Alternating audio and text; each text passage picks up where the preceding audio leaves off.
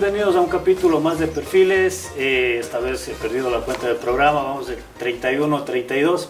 Quiero agradecer a nuestros auspiciantes, como es Ruta 95, Alegreto Coffee Bar, que está ubicado en la avenida 16 de abril, atrás de la Universidad Católica, Osvaldo Cumbe Estudio Fotográfico, que está ubicado en la calle Bolívar y 3 de noviembre, PC Plus y a Cancha Sintética y Cabaña Don Pancho, que está ubicado en la parroquia Huapán. Sin más, quiero dar la bienvenida a un personaje muy reconocido a nivel nacional, como es el periodista Andrés Carrión. Andrés, bienvenido, muchas gracias por aceptar la entrevista. Gracias a ustedes, también me siento muy grato y sin duda muy entusiasmado de poder participar en esta conversación, de modo que estoy listo. ¿Cómo está? Me siento bien aquí en Cuenca con frío. He llegado este día y estamos desde al mediodía más o menos y con frío, siento frío. Pero está más frío que Quito. Lo que pasa es que Quito tiene distintos temperamentos de clima. Entonces hay momentos en que es calientito Quito en ciertos lugares, en los valles, en Cumbayá, en Los Chillos, y en la ciudad propiamente hace frío. Pero me parece que en el caso de Cuenca el clima más bien está generalizado, o unas veces caliente o unas veces frío. Ahora hace frío, pero la gente, las calles, el ambiente sin duda es muy grato. ¿Me gusta Cuenca? A mí me encanta Cuenca. Yo vengo a Cuenca desde hace muchísimo tiempo y es una ciudad que tiene una atmósfera, que tiene un espíritu sin duda muy interesante, muy atractivo. ¿Qué es lo que más le gusta? ¿Qué es lo que disfruta usted de Cuenca? A mí me gusta mucho el paisaje, me gusta mucho la arquitectura de la ciudad. Me gusta el paisaje y pasa en el cuarto del hotel. Pero porque estaba preparando la entrevista. El caso es que la personalidad de Cuenca es una cosa especial que hay que tratar. Y de alguna manera la han logrado sostener. El tema de los techos de tejas, por ejemplo, es un tema que a mí me parece muy cautivante, muy atractivo. Y el espíritu, el cantadito de la gente me parece que es muy atractivo. Claro, nosotros también somos de ladito nada más, también cantamos, también tenemos Azogues tiene también mucho de eso también, es una ciudad preciosa también. Se ha ido a Azogues. Claro, yo hacía hace mucho tiempo un programa en Gamavisión, donde estuve algunos años, y hacíamos recorridos por distintos lugares del país, visitábamos distintas ciudades, y recuerdo haber ido a Azogues en algún momento y me cautivó a sí mismo, me enamoró la ciudad. Hicimos la transmisión desde la iglesia, hay una plazoletita de San Francisco y hay una mirada así hacia afuera, y ahí entrevistamos a muchas gentes. Recuerdo que entrevistamos a Segundo Serrano, dirigente político socialista, muy ¿Hace cuánto tiempo fue eso? Eso debe ser hace unos 10, 12 años más o menos, ¿no? Cuando yo trabajaba en Gamavisión y hacíamos estos recorridos. Y Azogues es también una ciudad muy, muy coqueta, muy bonita, ¿no? Pero siempre sale usted así, internadito, No. Yo soy un tipo o... absolutamente informal, sino que ahora estoy a punto de ir a una conferencia, a presentarme ante unos chicos estudiantes de la universidad, y claro, tengo que presentarme adecuadamente, pero yo soy absolutamente informal, así como tú. Yo tengo un programa en la radio, no sé si alguien habrá visto una transmisión que se hace en Facebook, y me habrán visto que nunca prácticamente me pongo corbata. Yo te voy a contar una cosa, que a mí me dan en el canal un canje de publicidad con los ternos y las corbatas y todo para poder estar elegante y bien presentado. Y tengo ahí una cantidad de ternos que incluso no me he puesto porque normalmente no uso terno. Usted comentaba justamente de esta parte de los canjes y todo, que se dio el lujo de dejar de lado un auspiciante.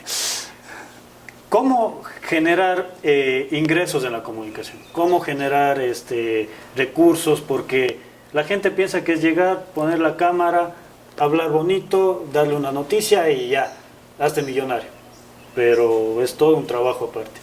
¿Cómo generar pero todo tú hace un momento saludaste y diste la bienvenida a nuestros amigos justamente, y diste una lista de 15 auspiciantes. 15, son 3. ¡Qué increíble! Son 3 y no he votado sé a qué hacen ninguno. con tanta plata.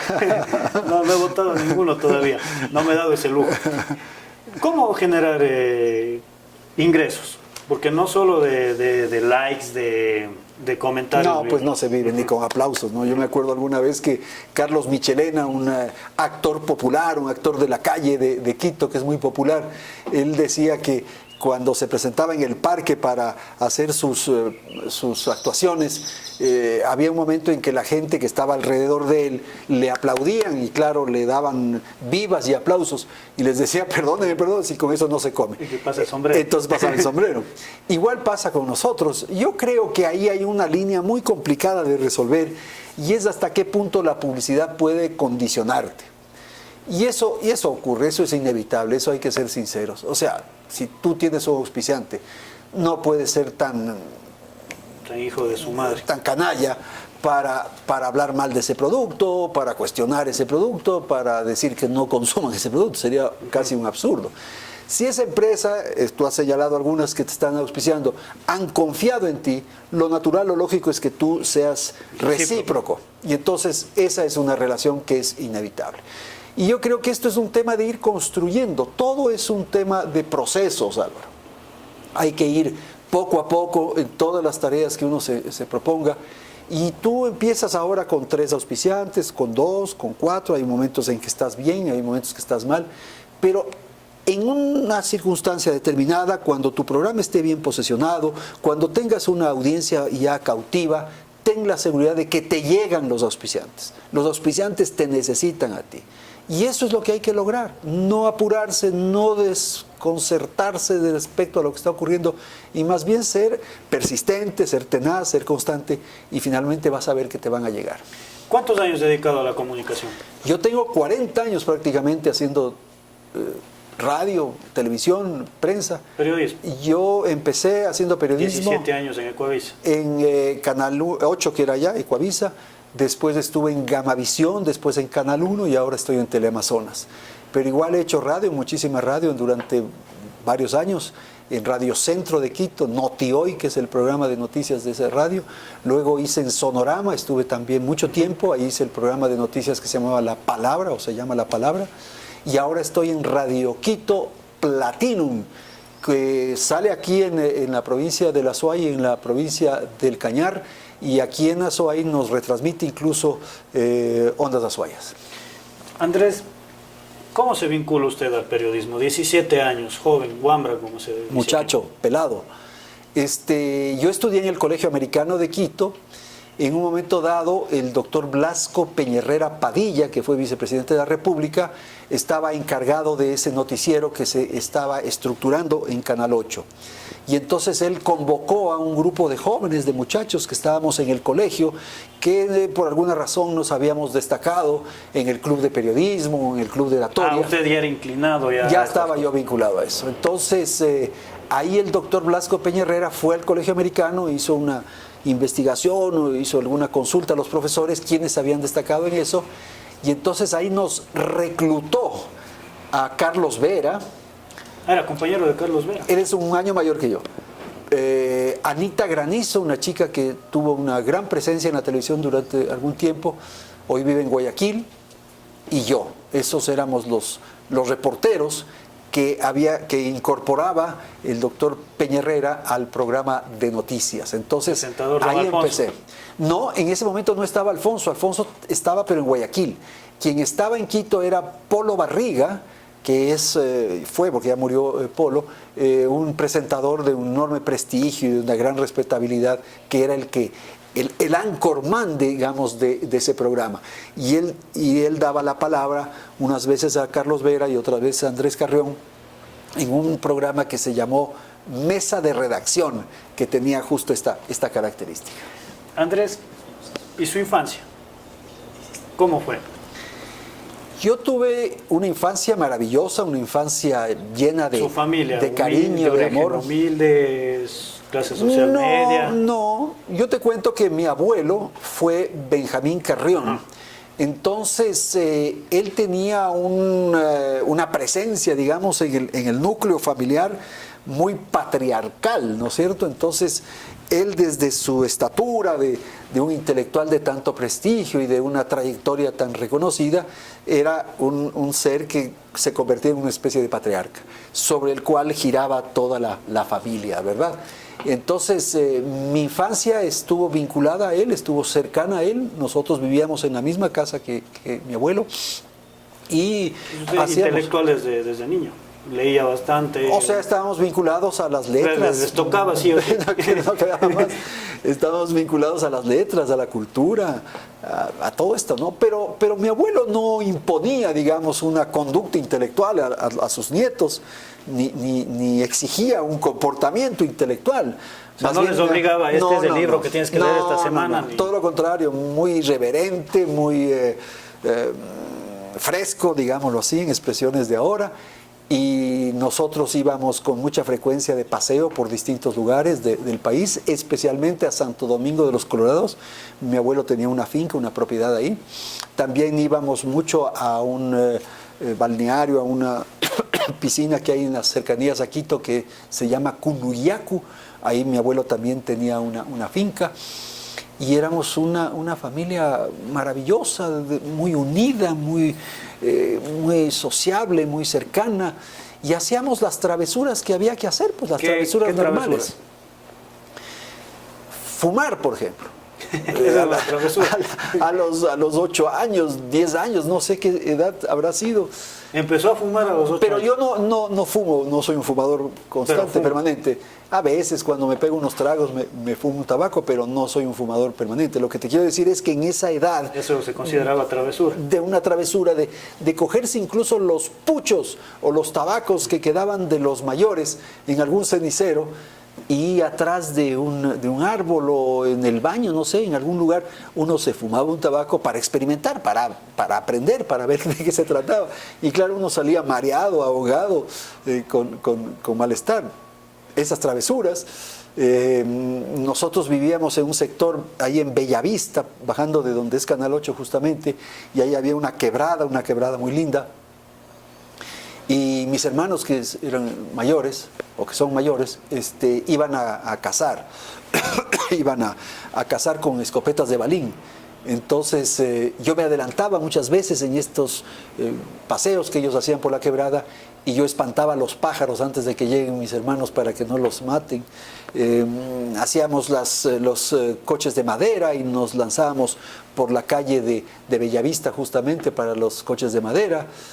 En fin, todas las cosas que un niño hace, ¿no? ¿Y de adolescente ya? Después ya yo... empieza el alcohol. Los vicios mayores. Yo también tengo unos recuerdos maravillosos de mi adolescencia en el Colegio Americano. El Colegio Americano para mí fue un espacio marcó su vida. Sin duda. Un colegio que permitía la libertad, que permitía la autorrealización del ser humano, que respetaba las condiciones. Yo fui militante político en los años de colegio. Izquierdoso. Izquierdoso total. Y hicimos campañas, en fin, para el Consejo Estudiantil. Y queríamos hacer la revolución, nosotros queríamos cambiar el mundo. Inspirados en el Che Guevara, en Fidel Castro, en la Revolución Cubana, y la influencia que venía también de la música protesta que se generaba en el sur del continente. Ahí estaban los Quilapayún, Inti Limani, Víctor Jara, Mercedes Sosa, en fin, toda esa presencia que teníamos. Carlos Vera estaba en su grupo. Él era compañero, pero no tan cercano en estas ofensivas que teníamos, en estos sueños, en estos ideales de cambiar el mundo, ¿no es cierto?, de transformar el mundo.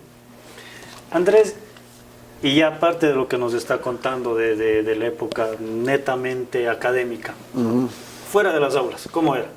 Ya adolescente. Igual nosotros teníamos una pata, una jorga de amigos, salíamos a las fiestas, íbamos a las reuniones que había. Empezó a tomar, ¿qué? A los 9 años, tabaco a los 8. Sí, claro, corresponde. Claro, las primeras borracheras, esas irresponsables, esas borracheras que uno ya a la edad mayor, a la edad adulta, le da vergüenza, pero por ejemplo hacíamos unos paseos justamente a esta quinta, a esta finca que tenía mi abuelo en Cunuyacu. Una vez hicimos allí un encuentro entre 5 o 6 muchachos, amigos, y nos pegamos los tragos. Y a uno de ellos ya se iba muriendo el pobre de los estragos que le provocó el licor, y no quedó más remedio que llamar a los papás para que le vengan a ver. Serían las 11 de la noche más o menos, y alguno de ellos dijo: no hay más remedio, hay que llamar. Y llamamos y pedimos auxilio, llegaron los papás, pero ya por suerte ese momento ya le habían pasado los estragos del trago. O sea, ¿qué se hacían esas travesuras? Pero yo te diría que en términos generales eran travesuras sanas, ¿no? O sea, comparado de ahora, sí. Con los riesgos que hay ahora. Yo recuerdo, por ejemplo, las fiestas de Quito, que eran tan activas, tan movidas. Nosotros íbamos a las fiestas de Quito y teníamos en alguna oportunidad, un par de años por lo menos, pusimos una carpa en un parquecito que hay en el sector de la Mariscal. Y ahí en la carpa dormimos, o sea, no había riesgo de ladrones, no había de violencia, de inseguridad. Y participamos de las fiestas con alegría, con tranquilidad, a pesar de que se consumía muchísimo licor. No tanto nosotros porque éramos chicos, éramos muchachos, pero veíamos a la gente que en las calles consumía muchísimo licor, ¿no? Y cuando estaba trabajando también todo se pegaba los tragos, o ya se empezó a controlar ya. A los 17 es que años. Tampoco he sido borracho. No, pero, o sea, no le estoy tirando de claro, borracho. O sea, había reuniones y yo... Pero, sí, o sea, sí. sí en reuniones, pero ya la gente le empieza a identificar, ¿no? Trabaja en la tele... ¿Cómo le vamos a ver borracho a él? Lo que pasa es que yo salí del colegio, O sea, inmediatamente trabajé en televisión.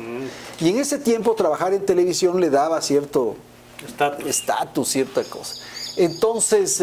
más mujeres. uno tenía que cuidarse. Por ejemplo, yo era muy malo y no iba mucho a discotecas, por ejemplo. No iba. A bares, muy poco, o prácticamente no iba a bares. Más yo lo que le hacía es al deporte, al fútbol los fines de semana, íbamos a casas de amigos, hacíamos parrilladas, hacíamos reuniones, nos pegábamos los tragos, jugábamos pero 40, más reservado, más, porque no estaba bien, porque además no corresponde estar exhibiéndose y tal, porque no está bien. No lo considera. ¿Qué cosa? No lo considera bien eso.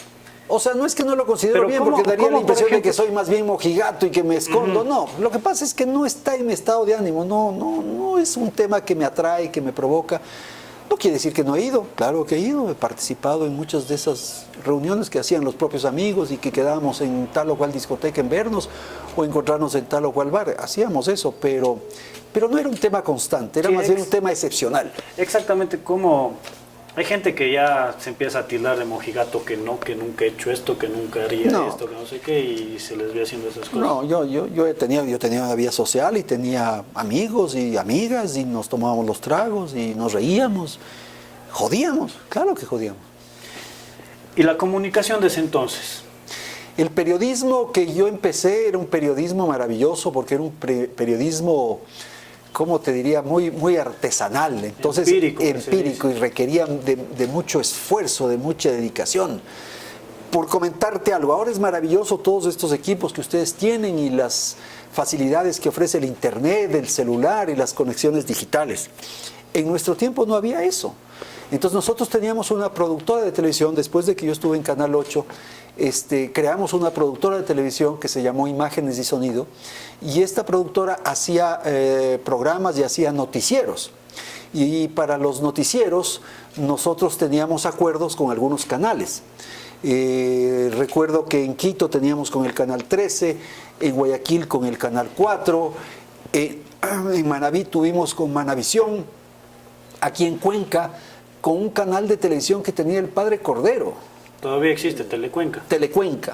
Entonces, yo ahí conocí... Cordero, ya le hice mala palabra ahora ya. Yo conocí ahí al padre Cordero. Le conocí al padre Cordero. O sea, en esa oportunidad, esto debe haber sido hace unos 15 años o más. Yo vine ¿usted era guambrito? Muchachito. Cuidado. Despacito, anda por las paredes. Arrimado. No tenía todavía tanta fama de esas cosas del padre, pero me encontré... ¿Qué impresión le dio? Sabes que yo tuve una buena impresión porque llegué a Cuenca, nos hizo conocer las instalaciones, era un canal chiquitito, pero muy bien ordenado, muy bien organizado. En cada una de las habitaciones, de los lugares que habían diseñado o asignado para el funcionamiento, todo estaba impecable, todo estaba ordenadísimo. Yo me llevé una buena impresión. Pero lo que te quiero decir es que entonces ahí nosotros hacíamos este programa de noticias y no había fórmula de pasar esas noticias a los canales. La única fórmula era a través de un cassette. Y el cassette tenía que ser entregado en físico. Entonces el cassette teníamos que mandar, desde Quito mandábamos. Y mandábamos a Guayaquil, y mandábamos a Manta y a Cuenca naturalmente, y lo hacíamos en los aviones, en los vuelos. Entonces íbamos al aeropuerto y esperábamos que sea el último vuelo del día, que sería 6:30, por ahí, 7 de la noche, y ahí nosotros nos acercábamos a uno de los pasajeros y le decíamos, señor, de llevando. no sea malito, de llevando este paquete. Entonces nosotros ya después que habíamos dejado eso en el aeropuerto, regresábamos a la productora y llamábamos. Y decíamos, ya, te mandamos el cassette, se fue con un señor de una chompa azul que tiene un portafolio y también tenía alguna otra indicación, tenía barba para decir algo. Y llegaba el cassette. Y con eso ya lo metían en la casetera, lo pasaban al aire a las 8 de la noche, que era la hora del horario, el horario del programa. Entonces eso te da una idea de lo precario, de lo artesanal, de lo primitivo que era. Ahora es facilísimo, ustedes pueden hacer esto en un segundo, pueden procesar y editar en el mismo celular, y en el mismo celular pueden mandar un WhatsApp con la información que crean pertinente. O sea, ahora no tiene chiste. Ya lo que tú haces ya no tiene ningún chiste. Lo que yo hacía. Claro, nosotros somos serios, no somos ningún chiste. Andrés, y ya desde los 17 años empezar a entrevistar a la gente, empezar a ver acontecimientos nacionales, incluso internacionales. ¿Cuál es la entrevista que más recuerda? A ver, yo creo... ¿Cuál fue su primera entrevista? Empecemos por ahí. Yo hice la primera entrevista que me mandaron a hacer fue al al ilustre pintor y sí, pues pintor, el maestro Osvaldo Viteri. Me dijeron, tú tienes que ir a hacerle un reportaje, el maestro Viteri va a hacer una exposición, y yo fui y le hice la entrevista. Pero la primera cobertura que yo hice fue una cobertura a un intento de golpe de Estado que hubo en Quito el 1 de septiembre de 1975. Ese era un día lunes, y claro, cuando tú empiezas un trabajo te dicen o el 15 o el 1, en fin. Entonces a mí me dijeron el 1 de septiembre empiezas. Y yo fui al canal, y ese momento era la trifulca porque había un intento de golpe de Estado. El general González Alvear pretendía tumbar al general Guillermo Rodríguez Lara, que era jefe supremo, dictador. Y esa revuelta se la conoció en términos de historia como la revuelta de la funeraria, porque este general González Alvear se atrincheró en esta funeraria para desde ahí operar y desde ahí hacer este intento de golpe. Finalmente no se concretó, no se logró. Pero bueno, esa fue mi primera cobertura. ¿Y cómo fue? Yo no tenía idea, pero lógico, con pavor, porque además tampoco los equipos eran mucho más complicados. Claro, si había una cámara enorme.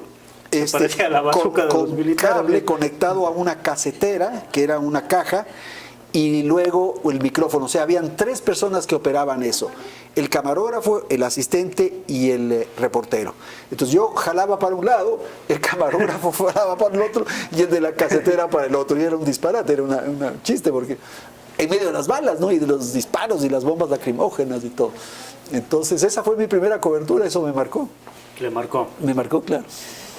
Y ya la entrevista que más... Ya las entrevistas, digamos, de gran aliento, de otras características. O sea, no tanto de gran aliento, porque yo he sido reportero también.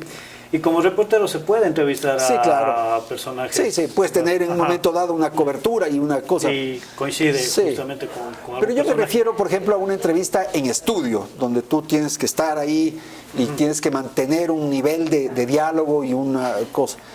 Yo recuerdo entrevistas muy fuertes, una por ejemplo a Carlos Julio Arosemena Monroy, expresidente, personaje extraordinario, y porque él era un personaje erudito, un hombre muy inteligente, de una cultura extraordinaria, y tenía una particularidad que respondía con sentencias, con frases precisas, con cosas así muy potentes. ¿Qué frases recuerdas? No, pues no me acuerdo ahorita mismo, pero en ese momento te decía una cosa así y te dejaba sin capacidad de respuesta, sin desarticulado, digamos.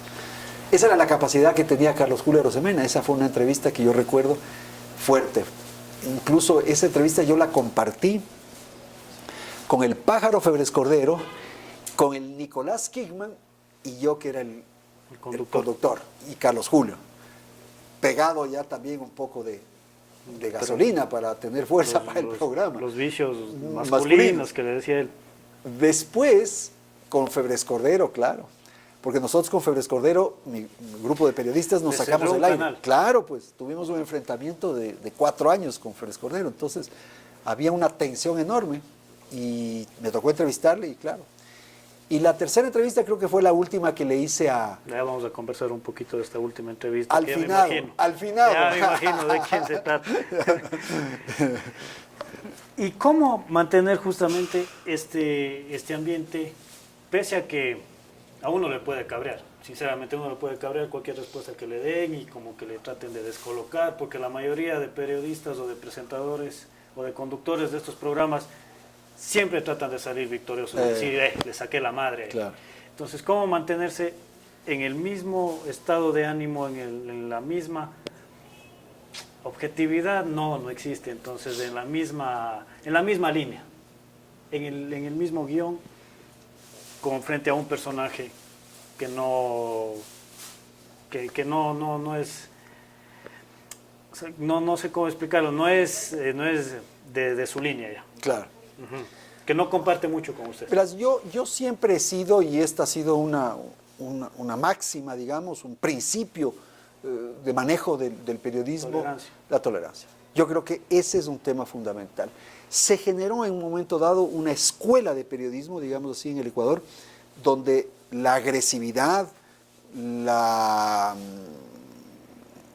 agresividad, la violencia, la falta de paciencia era lo que marcaba. Y yo creo que eso no contribuía a nada, porque finalmente de lo que se trataba era de un enfrentamiento, de una cosa Claro, que a la gente no le saqué interesaba. la madre, ¿no? Este man Sí, le sacó la madre. y había que poner casi una paila debajo de la televisión para ver cuánto salió de sangre de ese enfrentamiento. Entonces yo creo que eso no era bueno, y yo más bien he sido de la idea de tener un esquema, un funcionamiento de tolerancia. Creo que ese es un mérito. Creo que se va tomando agüita de valeriana O antes de sea, cada programa. respetar al invitado, hermano. Eso es lo fundamental. Tú no tienes la verdad, tú no eres el dueño de la verdad. Y el invitado es el Pero invitado. no busca usted el protagonismo en la entrevista. No me interesa. Yo creo que el que debe lucirse, el que debe decir sus cosas, el que tiene que decir sus cosas, es el entrevistado. ¿Para qué lo invité? Lo invité para que diga algo, para que anuncie algo, para que revele algo, para que, no sé, para oírle a él, no para oírme a mí. Entonces yo creo que así toca. Es como ahorita, hermano. Sería el colmo que vos hables más que yo. Andrés, y la última entrevista que estaba hablando que más recuerda, ¿cómo fue? Esa fue una entrevista muy extraña. El señor belga. Entre el señor de Bélgica y yo. ¿Por qué? Porque yo empezaba una relación, una cosa de trabajo con el canal, con Teleamazonas. ¿Empezó como que de empleado o No, yo coproducción? tengo una coproducción, yo tengo un acuerdo de coproducción. Entonces, el canal me planteó la posibilidad de que lo invite a Rafael Correa. Rafael Correa no había regresado, no había vuelto a Teleamazonas Desde las elecciones. desde las elecciones. El día que ganó las elecciones, y desde ahí no había regresado a Teleamazonas. Entonces, casi como que uno podría pensar que era una propuesta, era una idea impracticable. Sin embargo, yo hice gestiones, hablé con gente de prensa de la presidencia. ¿Tenía amigos de usted ahí? Sí, ahí estaba Patricio Barriga, que es amigo. Se habló con él, se habló con alguien más, no recuerdo, y finalmente aceptó el programa. ¿Nunca tuvo un contacto directo con él? No, con él nunca. Y el gallo fue y estuvo en el canal. Entonces, para el canal era una sorpresa, era una cosa inédita, que después de 10 años, después de toda la tensión que se produjo Las durante peleas. la década, las peleas, no te olvides que salió Jorge Ortiz, no te olvides que había la posibilidad incluso de cerrar el canal, había un juicio de por medio, salió María Josefa Coronel, que también tenía entrevistas en la mañana. O sea, había mucho enfrentamiento durante los 10 años con Teleamazonas. Llego yo y obtengo la entrevista. ¿Qué pasó? ¿Por qué se produjo? ¿Y ¿Qué... los dueños sugirieron o los dueños O sea, dijeron, fue conversado. A ver, vamos a empezar el primer programa. ¿Cómo se inaugura el programa? ¿Cuál es la idea de ¿Fue empezar? morbo de los dueños tal vez? No, yo no lo vi así. Yo lo vi como cualquiera. Si tú quieres empezar tu programa, te pones la vara la más alta. Y dices, ¿quién es el más importante de un país? El presidente de la República. después será el presidente del Congreso, será el Glass. canciller, el Glass, o la presidenta de la Asamblea, no sé, pero tú te pones la vara más alta. Y con una suerte o con una circunstancia conveniente de que me aceptó. Entonces, el día del programa estábamos listos, había mucha tensión, habían barras y gentes que estaban afuera y que gritaban. También llegó con los ministros. Llegó ministro con de miles de Economía y funcionarios, todo. era una cosa impresionante, yo nunca había visto eso. ¿Y ustedes cómo hicieron ahí? Nada, había que dejarles entrar y eran los invitados. Pero y en el estudio, en el set. En el estudio se puso una tarima, se sentaron ahí varios ministros y lo que más me El de llamó yo la me atención, llamo. exacto, como yo me llamo, y entonces pusieron una mesa así como de estas mesas de buffet, de mesas de restaurante así grande Y todos con papeles ahí. y con computadoras. Habían varios funcionarios con computadoras. ¿Y no se huevo usted un poco ahí? Yo más bien me envalentoné, pues ese momento más bien me crecí yo. Entonces, esas computadoras estaban conectadas, tenían una terminal en una computadora que le habían puesto a Correa. Entonces eso ya me dio... La tablet de esa que Esa sacó tablet, Correa esa tablet la tenía ahí. conexión. Entonces todos estos manes que estaban ahí sentados le daban información. Si le preguntaban sobre determinado tema, yo le preguntaba El otro día. sobre la deuda, ya veía que eran tantos miles de millones o cuántos desempleados, ya sabía. O sea, se me ocurre, eso es lo que él veía información que le estaban asistiendo estas gentes. Entonces, a mí me llamaba la atención porque yo empecé esa entrevista con temas muy light, con temas muy livianos. Y yo le pregunté, señor presidente, ¿usted ha sentido la soledad del poder? Esta es una expresión que se utiliza mucho desde que Velasco Ibarra dijo que él sentía esta soledad del poder.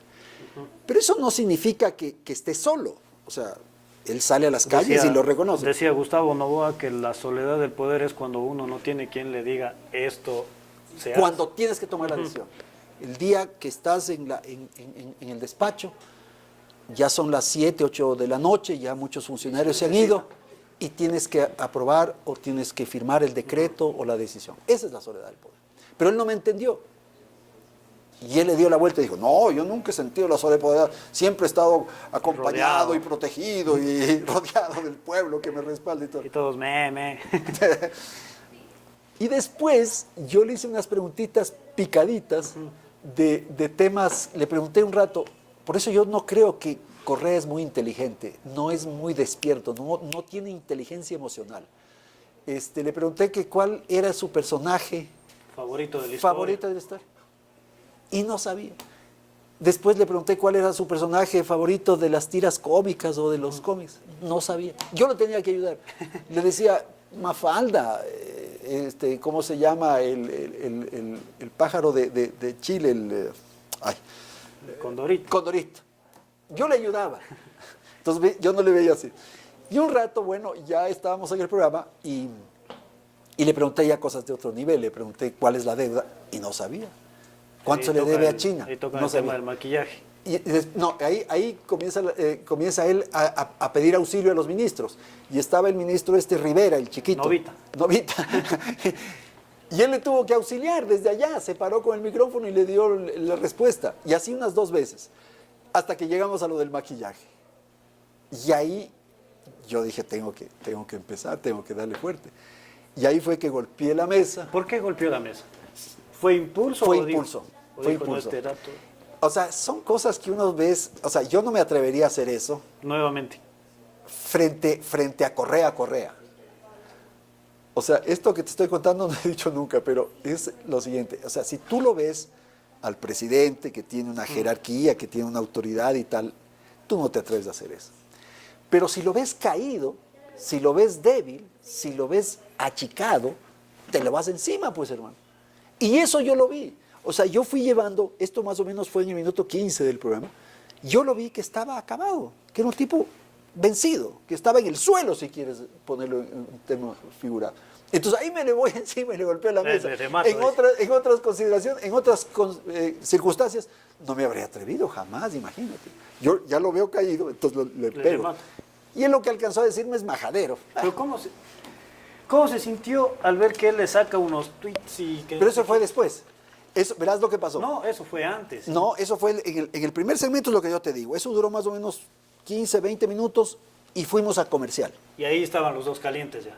O sea, era una pelea, era una cosa muy fuerte, pues, era una cosa. Ahí ¿Y quién llegó a apaciguarlas? Pues ya te voy a decir. Entonces ahí había la posibilidad de que él se me levante. ¿Y usted qué se hacía? Perdí el trabajo, perdí el canal, eso habría sido espantoso. Pero él no se iba a ir porque yo lo veía. Él iba a quedar mal. Él sí iba a quedar mal. Él no sabía qué hacer, en definitiva. Entonces, cuando vamos al comercial, más o menos a los 20 minutos, le digo, Rafael, pero tratándole así, le digo, Rafael, baja el tono. ¿Qué sacas con esto? ¿Qué sacas atacándome? ¿Qué sacas? Baja el tono. Me dice que tú empezaste. Le digo, no, hermanos, yo te estoy preguntando de las tiras cómicas, te estoy preguntando de la deuda, no tenías por qué calentarte, de gana te pones así. Así, con esas palabras, o sea, hablando de tú y vos. Entonces esos fueron 5 minutos, no, menos, unos 3 minutos de los comerciales en los que se bajó el tono. Hay mucha gente que me critica, que me dice que debía haber seguido en el mismo ritmo. Los 4 pelagatos me dijeron que habían sido... Los 4 pelagatos, ese es su primo Martín. Ellos decían que eran los 15, 20 minutos más importantes de la televisión ecuatoriana, no sé qué, pero que después se bajó. Es familia, ya. ¿Ah? No, ellos dijeron eso, pero luego me criticaban.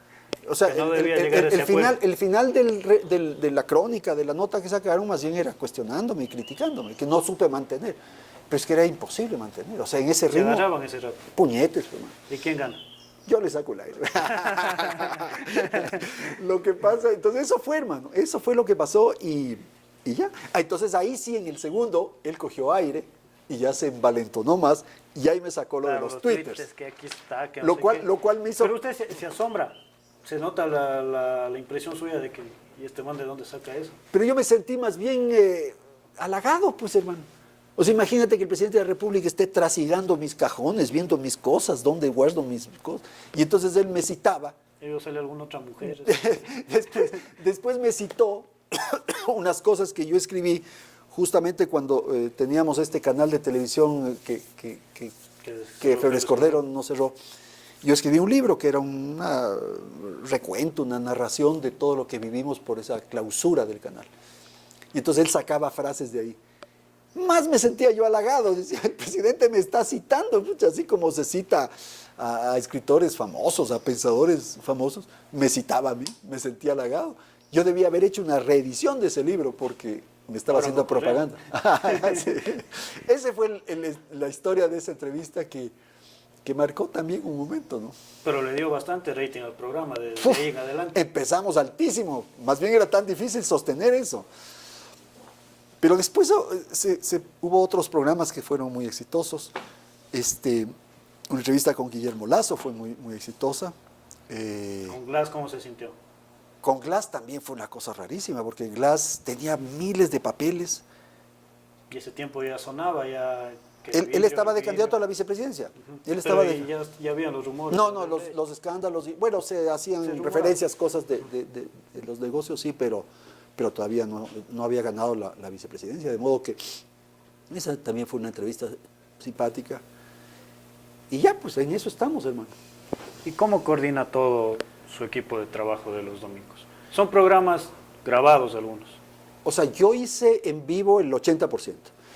Ahora, en este último tramo, he tenido que grabar por el problema del programa Yo Me Llamo, que como hacen ese programa en el mismo estudio, me pidieron que yo grabe porque ellos necesitan para sus transmisiones. Pero yo sí, o sea, el 80% ha sido en vivo. ¿Y ahora va a salir el del domingo en vivo? No, este está grabado. Este está grabado. Voy a grabar este. ¿Y cómo marginar la amistad en una entrevista? Eso es imposible. Es imposible, o sea... ¿Le ha tocado entrevistar amigos ahora en este tiempo de hora 25? Claro, gente con la que tú te relacionas. O sea, para llevarte al extremo, para que entiendas un poco, he tenido que entrevistar a mis hermanos. Mi hermano es el embajador del Ecuador en Washington. Mi hermano Fernando sonaba y aparecía como posible candidato a la alcaldía de Quito. Ellos tienen una presencia pública y tal, y es inevitable. Yo creo que esas cosas, o sea, para mí me resultan un poco forzadas, intento no hacerlo con mucha frecuencia, pero me toca. Y eso te condiciona, eso es inevitable, o sea, esas cosas suceden. Somos seres humanos. tenemos amores, tenemos pasiones, tenemos odios, tenemos rencores, y eso se expresa en una entrevista. Tenemos líneas políticas, tenemos Posiciones políticas, o sea, hay cosas que se vuelven inevitables. Es de carne y hueso el periodista. O sea, por ejemplo, uno que es hincha de Liga, por ejemplo. Uno tiene Y que... la corbata azul. No, pero este es un error de vestuario. Pero pasa eso, o sea, tienes amores, tienes pasiones, hermano. Y eso es lo lindo. Yo creo que esa es la magia o la ventaja del periodismo, que tiene que ser plural, tiene que ser... No puedes encasillar, y ese fue el error de Correa. Correa quería tener el pensamiento único, quería tener los medios alineados, que no se salgan de estas y tales líneas o senderos que había trazado. Cuando lo lindo es eso, que haya pensamientos distintos, que hable el verde, que hable el rojo, que hable el azul, que hablen, todos tienen que hablar. Claro. ¿Le han propuesto alguna candidatura a usted? Hace años sí me propusieron, y me propusieron ser alcalde de Quito en un momento, me propusieron ser diputado. En ese momento había una agrupación, una organización política que la dirigía el Freddy Ehlers, Nuevo País. y el de aquí, pues el Corcho Cordero, y ellos me propusieron ser diputado por Pichincha. Entonces me llevaron a una reunión, a una cena, y me hablaban de las ventajas de las... Freddy despierto, Freddy. El Freddy es despierto, y el Corcho Cordero también. Y me hablaban de las virtudes de esto. Y como yo no cedía, como yo no aceptaba, no me decidía, ellos dijeron en un momento dado, uno de ellos dijo, pero Andy, porque me dicen Andy. ¿Por qué desperdicias esta oportunidad? Tú puedes llegar a ser el presidente del Congreso, porque en ese momento la presidencia se definía con el diputado más votado, el que había logrado mayor votación, era las encuestas automático. Entonces ellos decían, mira, tú no tienes dónde perderte, tienes las mejores encuestas, vas a ser el diputado más votado y te vas a convertir en presidente del Congreso. Ese era un argumento que me vendían para que yo acepte. Chuta, peor. Ese rato ya me hice pipí en los pantalones y dije, no. Peor. Imagínate yo dirigiendo la sesión del Congreso. Y golpeando la mesa. No tengo temperamento para eso. No tiene temperamento. No, a mí no me gusta, o sea, no me gusta la política, no me gusta Le gusta estar de la vereda del frente. Al frente, este es mi trabajo, esta es mi profesión, esta es mi pasión. Yo desde que tenía 17 años hemos conversado de eso, hago periodismo. No sirvo para otra cosa que no hacer periodismo. No puedo llevar cuentos. O sea, si mañana tú me dices... cierra la radio. Se cierra la radio, vamos a poner una ferretería. No sabría ni cuántos clavos hay que comprar, ni cómo hay que hacer los balances, ni nada. No tengo idea. No sé qué hacer, qué otra cosa hacer. Lo que sé hacer es periodismo. Eso ha sido toda mi vida. ¿Su opinión del periodismo actual? Yo creo que después de lo de Correa, el periodismo sufrió mucho, se golpeó mucho, ¿no es cierto? Y yo creo que Correa, en vez de hacer que la gente no estudie periodismo, hubo reacciones contrarias. Puede ser, ¿no? Hubo más jóvenes inscribiéndonos a las escuelas de periodismo. Pero lo que ocurrió fue que como consecuencia de ese enfrentamiento tan fuerte, tan duro con Correa, como que en general la profesión se cuestionó, se denigró. Eso de que te estén diciendo todos los sábados que eres prensa corrupta, de la calumnia algo queda. Es posible que alguien que me vea caminar por aquí o por un supermercado, por una farmacia, diga, puta, es corrupto. Eso lo dijo Correa durante 10 años, algo se les queda en la cabeza. Entonces me parece que eso fue un elemento muy, muy complicado. Y es necesario ahora rehacer un poco lo que estamos haciendo. Porque también los periodistas nos convertimos en dueños de la verdad, y en confrontadores. O sea, queríamos ponernos al mismo nivel. Él nos decía A, nosotros le decíamos Z. Él nos decía blanco, nosotros le decíamos negro. O sea, había un pugilato. Y golpeábamos la mesa. Y era así. Yo creo que ahora hay que bajar los niveles. Tampoco hay que defender a este gobierno a las ciegas. ¿Por qué? Porque eso hace que o sea, el rato que, o sea, lo que ocurre con el periodismo ahora, me parece, y con los medios en general, es que como tenemos esta cosa de Bélgica, queremos ayudar al de Carondelet. Y eso hay que pensar bien, ¿no? O sea, me parece que es un momento de reflexión, de reconsideración de las cosas, ¿no? ¿La prensa ecuatoriana es buena? Yo creo que sí. Los periódicos son muy buenos. O sea, hay periódicos muy buenos, hay canales muy buenos. Tú ves un noticiero de Coavisa, ves un noticiero de Teleamazonas. Son noticieros que pueden tranquilamente estar al mismo nivel de cualquiera de Europa, o, no de Europa, ya, de América. Los periódicos. El Comercio es un gran periódico, El Universo es un gran periódico, El Expreso. Hay de los otros ¿Qué también. le falta? Al periodismo, investigación. Yo creo que ese es un rubro que quedó pendiente como consecuencia de Correa. Como Correa no permitía que nadie lo escarbe, lo busque, qué estaba pasando con su gobierno, los periódicos tampoco, los medios en general, se replegaron y no se expusieron mucho para no tener enfrentamiento. Y ese es el costo de esos 10 años, ¿no? Finalmente, ¿qué significó su abuelo en su vida? Todo. Mi abuelo es el gran suscitador, el gran gestor, digamos así, de mis inquietudes políticas, de mis preocupaciones sociales, de mi vocación profesional, de mis valores éticos. Y yo tengo un peso enorme que hace que no pueda defraudar ese legado que significa Benjamín Carrión, y pretendo ser consecuente, ser un seguidor, digamos, de sus lecciones, de sus enseñanzas, ¿no? Bien, Andrés, ya le están llamando. Vamos a dar los auspiciantes. Sí, pero antes, ¿cómo ha pasado? Maravilloso, me sentía muy cómodo. Quizás no haya metido la pata mucho, pero lindo, ha sido muy grato. Bien, también queremos, como ya dice Andrés, agradecer a nuestros auspiciantes, Alegreto, que está ubicado en la avenida 16 de abril, atrás de la Universidad Católica, Osvaldo Cumbre, estudio fotográfico, que está ubicado en la calle Bolívar y 3 de noviembre, a la cabaña y cancha sintética Don Pancho, que está ubicado en la parroquia Huapán, y a PC Plus. Nuevamente, Andrés, muchas gracias. No vaya a ser el programa 35, ¿ah? No. Ese tienes 35. que saltarte. O sea, cuando llegues al 34... Golpeo la mesa. Y te pasa al 36, pero no al 35. Andrés, profesor y amigo, gracias. suerte y felicidades. Muchas gracias.